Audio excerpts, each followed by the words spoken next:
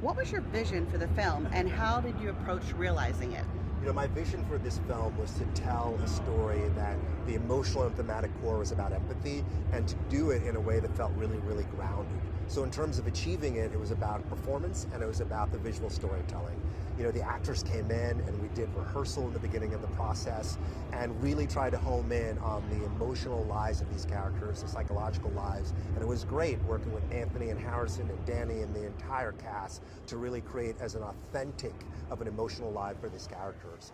And then the other thing was the style. You know, I wanted this film to feel really grounded and textured. So we used classic C-series lenses and we incorporated a lot of filmic looks. We put grain and gate weave and halation. The camera itself was very controlled to create a sense of menace and tension for a kind of political paranoid thriller. And all those things came together to make something that I felt would honor the previous Captain America movies, but be very singular to Sam and his emotional journey in this film. What kind of research did you do and where did you find inspiration? You know, I did a ton of research. The research that I did in this film to be able to tell the story, first of all, started cinematically. I wanted to look at other genre comps that were important for this film. So movies like The Day of the Jackal, movies like Point Blank, movies like Les Samurai. Then of course you want to go back and you want to do everything that makes sure you honor the Marvel stories. So I was looking at old Marvel serials, the original Captain America serials from 1944. The fact that this character has been around for 81 years is incredible. I went back and rewatched the movies, the TV shows. I looked at publishing and tried to find as many details. One of the most fun things was looking at the Marvel handbook. It's a great handbook that has all these details about adamantium, about all these esoteric things related to the universe, because you never know where you might find something surprising that leads to a moment of authenticity or something that's just a detail that's helpful in the storytelling. I'm a preparation junkie, so it was really fun to do that. What is the tone of the film? You know, the tone of the film is one of paranoia and tension. You never know what's going to happen next. As I said, it was leaning into a grounded thriller, so that's why I had these very specific comps of grounded thrillers. You want to believe in this world, but you also want to be at the edge of your seat. So it was really about making sure that visually, storytelling-wise, and performance-wise, everything stayed coherent. So we had to be very disciplined with costuming. We had to be very disciplined with props. We had to be very disciplined with our environments and sets. All those things need to feel like you have one foot on the ground rather, but then at the same time, you need to keep it open for the fantastic to happen so that when you have these heightened characters like a Red Hulk, or when Sam spreads those Wakandan wings, it still feels like it can fit in the world that's being created. Speaking of Hulk, how does Red Hulk fit into the story? You know, Red Hulk fits into this story because he is part of what Thaddeus Ross is running away from. In this film, Thaddeus now is redefining himself. In the past, he used to be Thunderbolt Ross. He was known for his temper, his anger, for hunting Hulks, for hunting, Bruce Banner, and he also became estranged from his daughter, Betty Ross.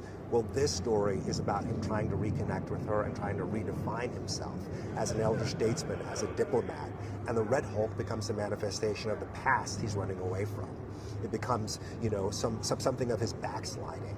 So it was great to be able to tell a story that had a Rage Hulk in it as an expression of Thaddeus and his journey. And you put that opposite Sam and the mistrust that is had between Sam and Thaddeus that extends to these characters as Captain America and the Red Hulk, and it creates this tension that is really powerful, both from an action standpoint, from a character standpoint, but also thematically. So it was really exciting to have Red Hulk in this film. What does Anthony Mackie bring to his characterization of the Captain America? Anthony Mackie brings to Captain America everything that you would dream of. He brings this incredible humanity and relatability. He's so authentic in a way that is effortless. You just believe this guy on screen. He's funny, he's charming, but most of all, he's human. And that human component of him is so critical to believe in Sam and to understand the superpower of his empathy, his desire to care for people, his desire to see the good in each other. And I saw that in Mackie every day. He would come to set and he would shake everybody's hands before he started to work. Whether it was PA, producer, doesn't matter. He wanted to make everybody feel at home and like they belonged, and he was such a great partner to me as a director. So, I loved working with him. What was your overall goal to achieve with production design and the look of the film? You know, my overall goal to achieve the production design and the look of the film was to create that grounded aesthetic, but also to visually tell the story in a way that enhances its themes. So one of the things, for example, that I asked the production designer and everybody involved in designing the film to do is to remove all red. And that was something that was really important. I wanted to allow this entrance of Red Hulk in this film to be a real intrusion in the film. So the movie is very colorful, but by pulling that out of the palette, it creates a bit of a chilliness in the storytelling as well, so that when Red Hulk comes in, it feels like the temperature is increased. And I was able to selectively use red as a way to hint that as we were building forward in the filmmaking. So, you know, that production designer actually created a hat for me that says "Deny Red," because I had said the words "Deny Red" once, but everybody embraced that. So did our set decorators, so did our costume designer, so did our visual effects supervisors. And then that also led to this idea of empathy, because as the movie got more intense, it also meant that Sam has to work harder to reach and connect to everybody around him, especially Thaddeus Ross. So it's a great way to use the visual storytelling to enhance theme and enhance character. Tell us what the audience should expect from the action of the film. You know, the audience should expect action that is incredibly thrilling and visceral and surprising.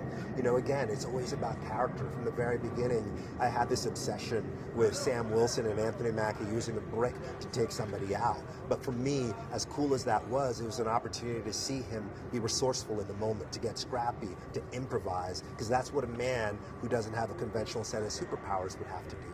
And then at the same time, when the movie gets more heightened, I wanted to make sure that it felt cohesive with the rest of the film, the style of this paranoid political thriller with controlled camera movement, with very precise framing.